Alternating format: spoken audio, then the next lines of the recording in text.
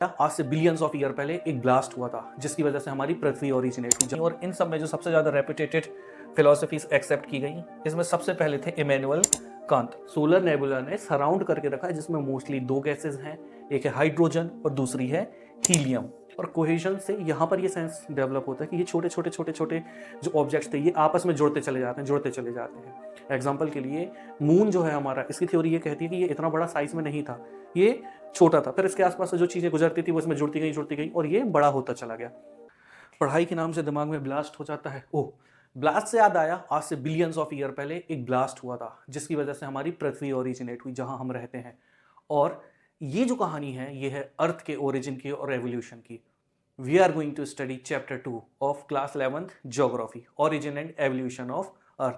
First of all thank you for joining our video. और अगर आपने ये वीडियो ज्वाइन कर लिया है तो अगर आपको किसी भी तरीके का डाउट आता है, अगर आपकी कोई भी प्रॉब्लम है तो कमेंट कीजिए। विद इन 24 आवर्स हम आपको कनेक्ट करेंगे और साथ ही साथ में मिलकर उन प्रॉब्लम को सॉल्व करेंगे।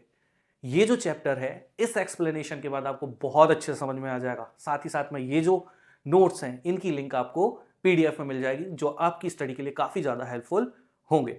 So without any further delay let's get started.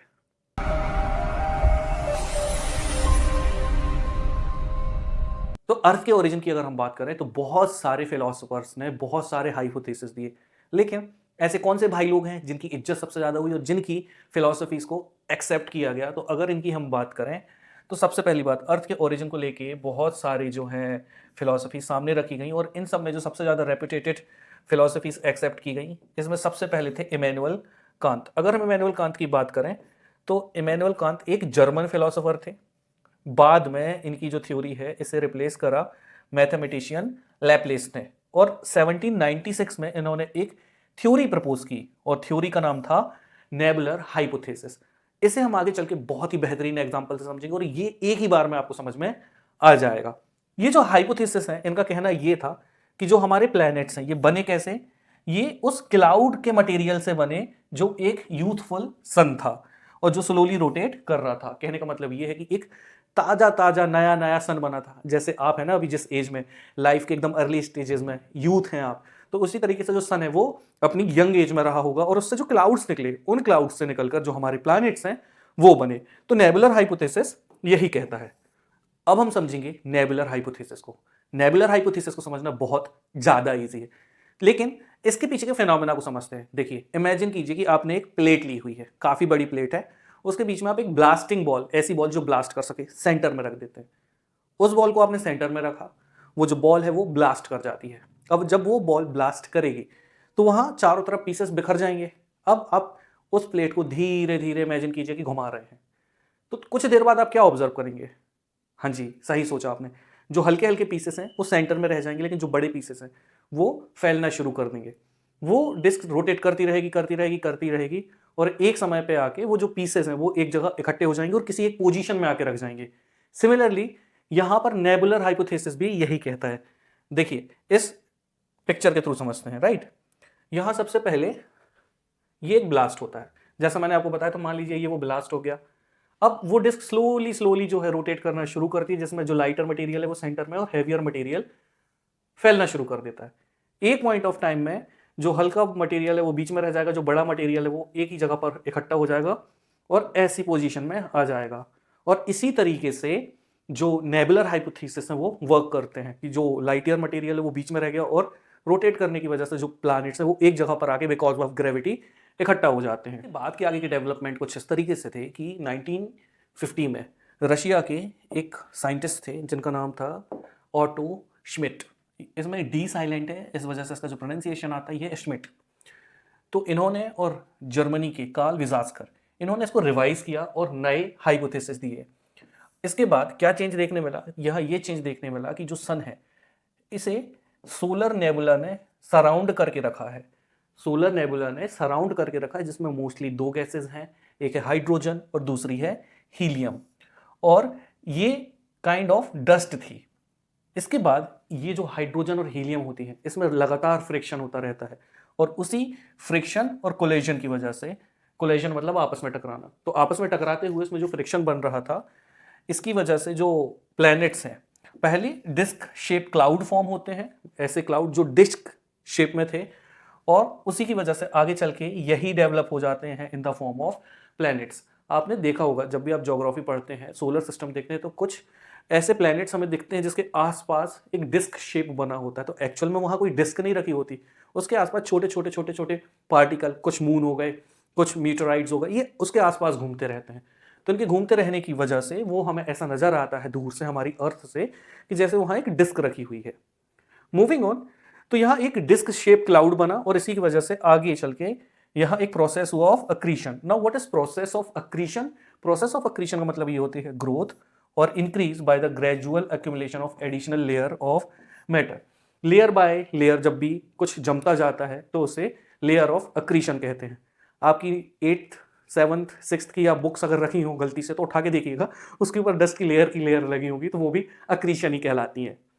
However, जो कुछ साइंटिस्ट थे in later period took up the problem of origin of universe rather than just the origin of the earth and planets। लेकिन आगे चल के कुछ और scientist रहते हैं जो इसको लेके काफ़ी ज़्यादा सीरियस हो जाते हैं। फिर उन्होंने ना सिर्फ इस बात की खोज की या करने की कोशिश की अर्थ या प्लैनेट्स कैसे बने, उन्होंने इसकी खोज करना शुरू की कि जो हमारा प्लैनेट है ये कैसे बनना शुरू हुआ। So moving on to the next topic, modern theories. तो अब हम समझेंगे कि मॉडर्न थ्योरीज क्या कहती हैं। तो मॉडर्न थ्योरीज को अगर हम समझें तो इसमें जो ओरिजिन की बात की गई है यूनिवर्स की, इसमें जो थ्योरी थी वो थी बिग बैंग थ्योरी। देखिए, नेबुलर हाइपोथेसिस को हमने समझ लिया था, अब हम समझ रहे हैं क्या, बिग बैंग थ्योरी। तो बिग बैंग थ्योरी के हिसाब से अगर हम ये देखें कि एक बहुत अच्छा एक्सप्लेनेशन देखने मिलता है हमें हर एक चीज का, अर्थ के एवोल्यूशन से लेकर पूरे यूनिवर्स का। ये शुरू कहां से हुआ? तो यहां इसे एडविन हबल इन्होंने इंट्रोड्यूस कराया था 1920 में, और इनकी जो थ्योरी थी, इस थ्योरी के हिसाब से इसको रिकॉग्नाइज किया गया एक्सपेंडिंग यूनिवर्स हाइपोथेसिस। और ये जो थ्योरी है ये बहुत अच्छे से समझाती है, क्या समझाती है कि जो हमारा यूनिवर्स है ये कॉन्स्टेंटली जो है ये ग्रो करता जा रहा है। इस थ्योरी के हिसाब से जो सारा का सारा मैटर है, सबसे पहले एक सेंटर में ये कॉन्सेंट्रेटेड था, जस्ट लाइक कि पूरा का पूरा यूनिवर्स एक जगह पर इकट्ठा था। फिर इसके बाद क्या होता है, इसी के अंदर काफी ज्यादा हाई टेम्परेचर आ जाता है और ये काफी ज्यादा डेंस होता है।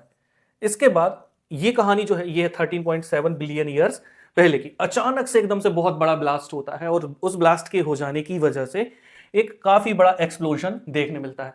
आपने मूवीज में या कहीं भी ऐसे इमेजेस या ग्राफिक्स या वीडियोस देखे होंगे जहां अगर ब्लास्ट होता है, या आप दिवाली में जब पटाखा भी फोड़ते हैं तो वो उतना सा पटाखा जब फूटता है तो एकदम से ऐसा बहुत ज्यादा एक्सपेंड करता हुआ धुआं निकलता है।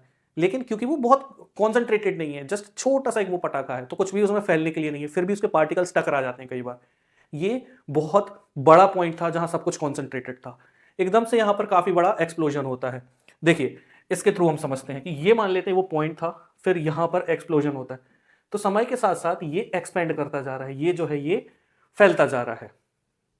तो 13.7 बिलियन ईयर्स पहले जो एक्सप्लोजन हुआ था, इसकी वजह से यहां पर एटम्स की फॉर्मेशन हुई और धीरे धीरे धीरे over the period of time जो एनर्जी है ये कन्वर्ट होती गई into the matter. Now we are going to study stages of Big bang theory. तो सबसे पहली बात, इसमें जो सबसे पहला पॉइंट है, इट सेज सिंगुलैरिटी। यहां जो सारा का सारा मैटर है ये एक एग्जिस्ट करता था एक छोटी सी बॉल में, सिंगुलर एटम में, लेकिन इसमें जो टेम्परेचर था ये इन्फिनिट था, इतना ज्यादा था कि जिसे मेजर ही नहीं किया जा सकता, और इसकी डेंसिटी भी बहुत ज्यादा होती है। छोटी सी जगह थी लेकिन बहुत गर्म था और बहुत ज्यादा डेंस था वो। फिर होता है बिग बैंग एक्सप्लोजन।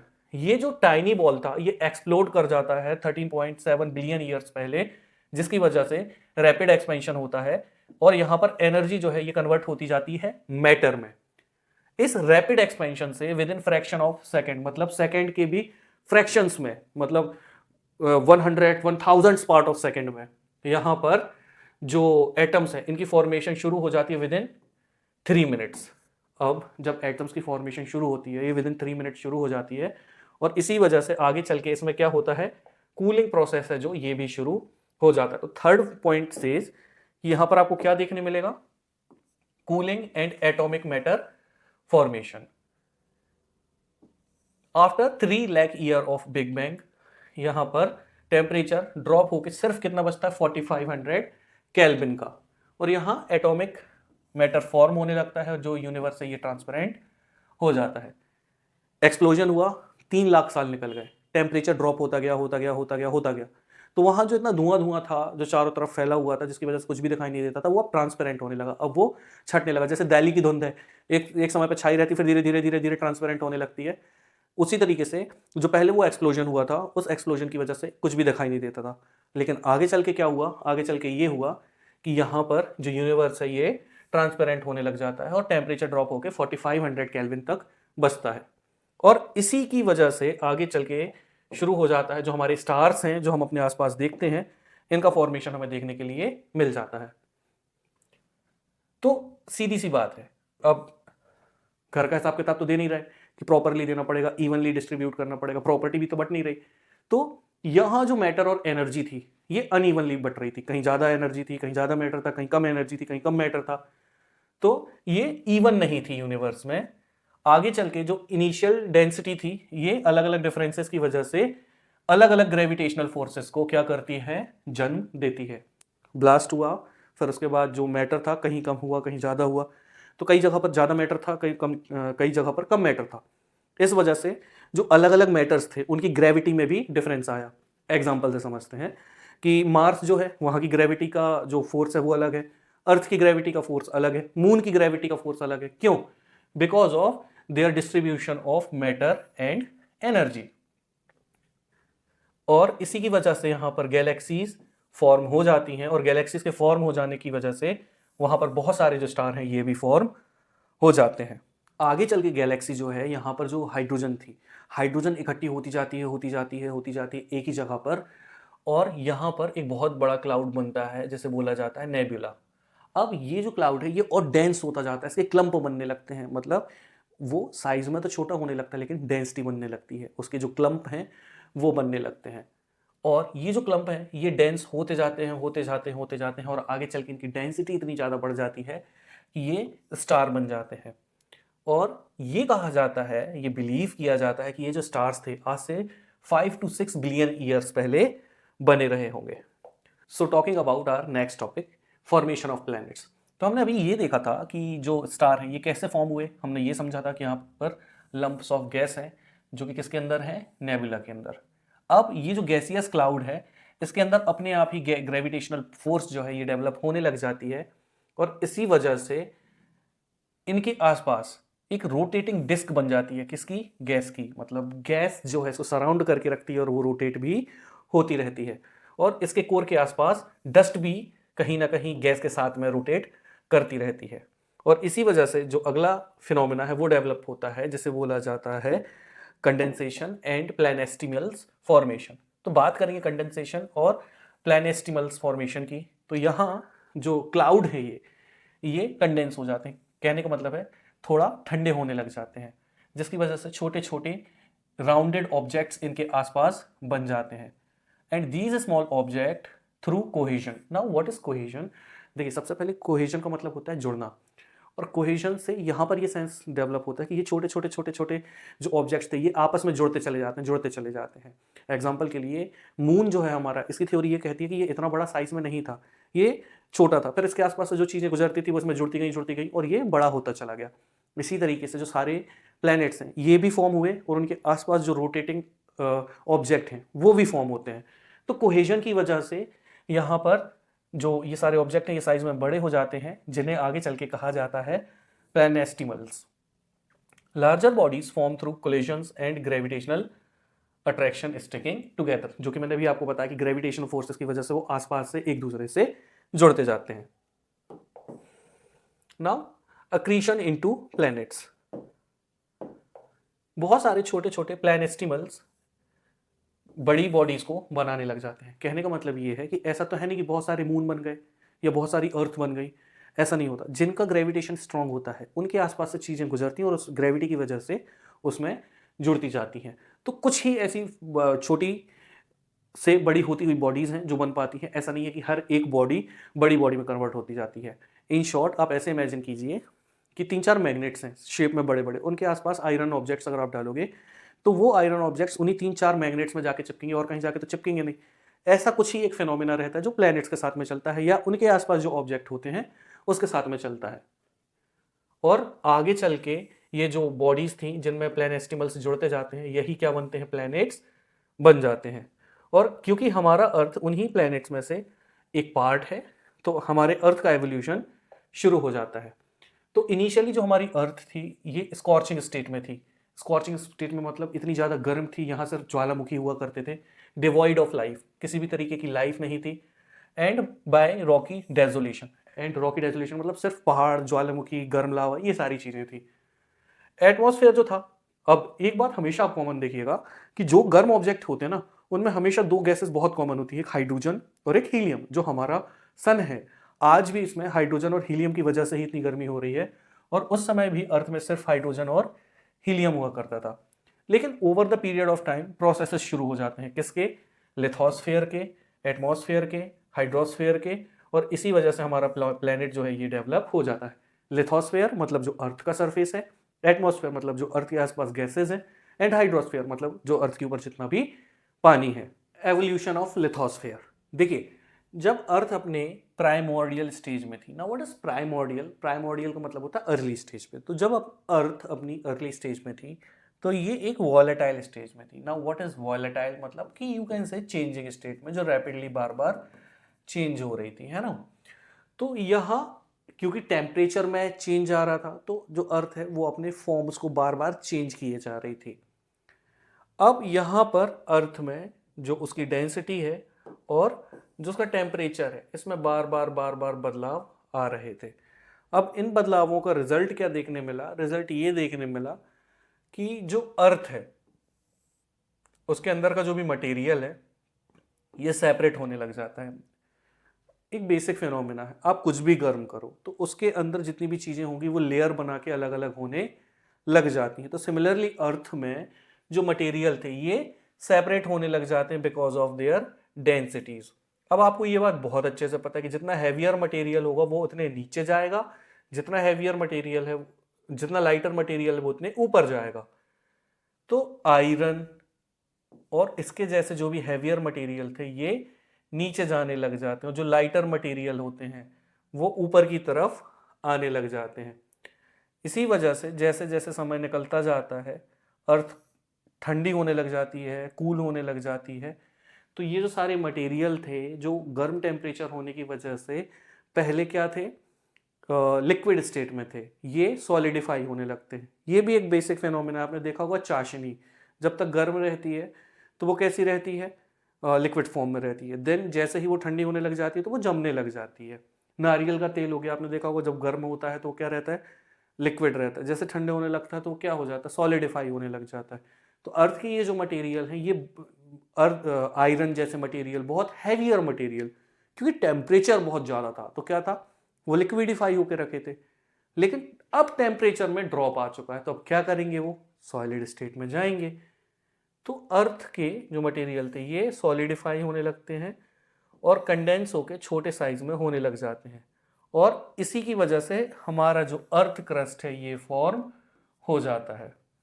जब हमारा मून फॉर्म हो रहा था तो उस समय जो अर्थ है उसमें इम्पैक्ट पड़ता है, और उस इम्पैक्ट की वजह से अर्थ का जो टेम्परेचर है ये एक बार फिर से बढ़ने लग जाता है, और इसे ही बोला जाता है प्रोसेस ऑफ डिफरेंशिएशन। इस डिफरेंशिएशन के जो प्रोसेस है उसके थ्रू आउट जो अर्थ में मटेरियल्स थे सारे के सारे ये सेपरेट करते हैं और अलग अलग लेयर्स बना देते हैं। ये जो लेयर थी ये सेंटर से लेके जो क्रस्ट है वहां तक अलग अलग फॉर्म्स में सेपरेट हो जाती हैं। इन लेयर्स में क्या था, अगर आप सेंटर में देखोगे तो आपको देखने के लिए मिलेगा कोर, जो कि कोर खुद दो पार्ट में डिवाइडेड है, एक इनर कोर और दूसरा है आउटर कोर। और इसके अलावा मेंटल देखने मिल जाएगा आपको और क्रस्ट देखने के लिए मिलेगा। तो शुरू से शुरू करें तो ऊपर क्रस्ट है, देन मेंटल है, फिर आउटर कोर है, फिर इनर कोर है। ये सारी जो लेयर है ये अलग अलग हो जाती हैं, और ये जो लेयर अलग होती है ना, ऐसा नहीं है कि कोई भी मटेरियल कहीं भी चला गया, जो जितना ज्यादा डेंस होगा, जो जितना ज्यादा हैवी होगा वो उतने ज्यादा कोर में जाता है, और जो जितना लाइट होता है वो उतना ऊपर होता है। इसी वजह से आप देखोगे कि आपको ऐसे रास्ते में नेचुरली कहीं भी आयरन पड़ा हुआ नहीं मिलता, उसे जमीन से खोद के निकालना पड़ता है। तो हैवियर मटेरियल जो है वो अर्थ के नीचे एग्जिस्ट करते हैं, जितना लाइटर मटेरियल है वो सारा ऊपर एग्जिस्ट करता है। तो इसी तरीके से यहां पर अलग अलग लेयर देखने मिल जाती हैं, और इन लेयर में क्या रहता है, क्रस्ट रहता है, क्रस्ट के बाद मेंटल देखने मिलता है, फिर आउटर कोर और फिर इनर कोर। अब हम बात करेंगे अर्थ के एटमॉस्फेयर के एवोल्यूशन की। तो यहाँ अर्थ का जो एटमॉस्फेयर है ये इवॉल्व कैसे होता है, जैसा कि हमने शुरू में डिस्कस किया कि पहले यहाँ पर हाइड्रोजन था और हीलियम था, और हाइड्रोजन और हीलियम ये दोनों होने के बाद भी क्योंकि हवाएं चल रही थी, सोलर विंड्स चल रही थी, तो ये अलग होने लग जाती है एक दूसरे से। लेकिन ये फिनोमिना अर्थ के साथ साथ दूसरे प्लैनेट्स पे भी हो रहा था। और यहां ये जो टर्म लिखी ना, ये टेरेस्ट्रियल जो प्लैनेट्स होते हैं ये लास्ट के 4 प्लैनेट्स होते हैं, जुपिटर, सैटर्न, यूरेनस और नेपच्यून। तो उनके जो वो प्लैनेट्स हैं वहां पर भी ये सारी चीजें हो रही थी। इसके बाद जो अर्थ है इसमें कूलिंग प्रोसेस शुरू हो जाता है, और इसी वजह से जो अर्थ है यहाँ पर कई सारे गैसेस और वाटर वेपर हवा में आ जाते हैं अर्थ के इंटीरियर से, और इसी वजह से एक नया फिनोमिना शुरू होता है जो कि हम आज के एटमॉस्फेयर में देखते हैं, वो इवॉल्व होना शुरू हो जाता है। जो अर्ली एटमॉस्फेयर था वहां क्या क्या था, तो वहां अगर आप देखोगे भाई, जो आज हमने दुर्गति कर रखी है ना, इतनी दुर्गति तो उसके एवोल्यूशन के समय भी नहीं थी। तो यहां पर वाटर वेपर था, नाइट्रोजन था, कार्बन डाइऑक्साइड था, मीथेन, अमोनिया और थोड़ा सा फ्री ऑक्सीजन था, है ना। अब यहां कंटिन्यूअसली जो वॉल्केनिक इरप्शंस हैं ये देखने के लिए मिलते थे, और इन्हीं वॉल्केनिक इरप्शंस की वजह से यहां पर क्या था, वाटर वेपर और जो गैसेस हमारे एटमॉस्फेयर में है वो देखने मिल जाती हैं। अर्थ के अंदर गैसेस थी। देखो कितना प्यारा फिनोमिना है अगर आप समझो तो, कि वॉल्केनिक इरप्शन हुआ, नो डाउट उसने उस समय तबाही तो मचाई, लेकिन उस समय तो कोई लाइफ थी नहीं, तो किसी को नुकसान होगा नहीं। लेकिन उसकी वजह से जो आज हम आसपास हमारे एटमॉस्फेयर में गैसेस देखते हैं अलग अलग, जिसका अपना अपना एक अलग रोल होता है, वो हमें देखने मिलती है। नाउ यहां पर जो कंपोजिशन थी, आगे चल के इसमें एक नया प्रोसेस देखने मिलता है जो कि था फोटोसिंथेसिस, और इसी प्यारे फोटोसिंथेसिस की वजह से हमारी जो अर्थ है यहाँ पर शुरुआती लाइफ फॉर्म देखने मिलते हैं, जिसकी वजह से वो जो थोड़ी सी ऑक्सीजन थी ये क्या होती है, बढ़ना शुरू हो जाती है। देन हम बात करें अगर ओशियंस की, तो जैसे जैसे अर्थ ना ठंडी हो रही थी, यहाँ पर जो वाटर वेपर एटमॉस्फेयर में थी ये भी ठंडी होने लग जाती है। और अब आपको पता है कि जब भी बादल जो हैं वो कंडेंस होते हैं, ठंडे हो जाते हैं, तो क्या होती है, रेन। ये जो रेन वाटर था ये कलेक्ट होके डिप्रेशंस में चला था। क्या वो डिप्रेशन नहीं जो आप सोच रहे हैं, वो डिप्रेशन अलग है भाई, उसका कोई सॉल्यूशन नहीं है। ये डिप्रेशन का मतलब होता है जमीन में जो गहरी जगह थी वहां इकट्ठा होना, तो वहां ये रेन वाटर कलेक्ट होता जाता है, और इसी की वजह से जो ओशियंस है ये फॉर्म होने लग जाते हैं। और ये कहा जाता है कि जो हमारी ओशियंस हैं ये कब फॉर्म हुए थे, ये हुए थे 500 मिलियन ईयर्स पहले, और इसकी वजह से इसकी जो एज है ये ऑल इन ऑल कही जाती है 4000 million years. Now talking about origins of life, ये बड़ा इंटरेस्टिंग पॉइंट है। देखिए अगर हम देखें कि लाइफ कैसे ओरिजिनेट हुई, तो इसका टाइम स्पैन है 3.8 बिलियन ईयर्स पहले, और जो सबसे पहला फॉर्म ऑफ लाइफ देखने मिला था वो था एल्गी के तौर पे। आज भी ये एल्गी एग्जिस्ट करती है in the bottom of the ocean called blue algae, और यही ब्लू एल्गी कहा जाता है कि पहला फॉर्म था किसका, लाइफ का। ये जो लाइफ फॉर्म थे आगे चल के केमिकल रिएक्शंस होने की वजह से चेंज होना शुरू होते हैं, और यहाँ इन्हीं केमिकल चेंजेस की वजह से ये जो लाइफ थी ऑफ ब्लू एल्गी ये क्या करती है, ये रेप्लिकेट करने लगती है, अपनी कॉपीज बनाने लगती है और ट्रांसफॉर्म करने लगती है इनटू लिविंग एंटिटीज। यही एल्गी अलग अलग केमिकल रिएक्शंस की वजह से क्या होता है, ट्रांसफॉर्म होने लगती है। कहने का मतलब ये कहीं टेम्परेचर ज़्यादा है तो उस हिसाब से वहाँ पे लाइफ इवॉल्व हुई, जहाँ टेम्परेचर कम है तो वहाँ वहाँ के हिसाब से लाइफ इवॉल्व हुई, जहाँ पानी कम था वहाँ वहाँ के हिसाब से लाइफ इवॉल्व होती है, जहाँ पानी ज़्यादा था तो वहाँ उसके हिसाब से लाइफ इवॉल्व होती है। Two primary theories include nebular hypothesis and modern big bang theory. इन दोनों के बारे में हमने तो वैसे भी बात कर ली है। Earth's early state was characterized by solid rockiness and dissolution, हमने ये भी डिस्कस कर लिया है। Eventually leading to formation of distinct layer, और वो कौन कौन सी थी, पहली क्रस्ट, फिर मेंटल, फिर कोर, जो कि 2 पार्ट में डिवाइडेड है, एक इनर कोर और एक आउटर कोर।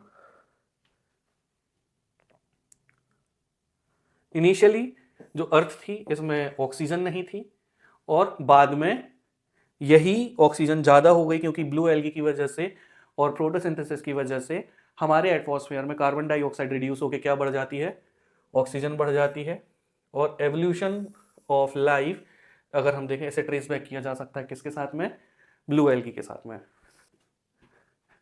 तो यहाँ होता है हमारा चैप्टर खत्म। और आई होप कि आपको ये वीडियो पसंद आया होगा। तो अगर आपको वीडियो पसंद आया है तो वही सारी बात जो सभी बोलते हैं, बट सच है वो, हमें सच में मोटिवेशन मिलता है ताकि हम आपके लिए और अच्छा रिफाइंड कंटेंट लेकर आएं, और हमें आपके सपोर्ट की बहुत ज़्यादा ज़रूरत है। सो लाइक करें, सब्सक्राइब करें और दोस्तों के साथ ज़्यादा से ज़्यादा शेयर करें। कैसा भी डाउट है इस चैप्टर से रिलेटेड या हम अगला टॉपिक कौन सा लेकर आए, आप कुछ भी कमेंट कर सकते हैं एंड यू विल सी कि we will connect you with in 24 hours. तो thank you for joining our video. All the best for your exam. This is Manav signing off. जय हिंद।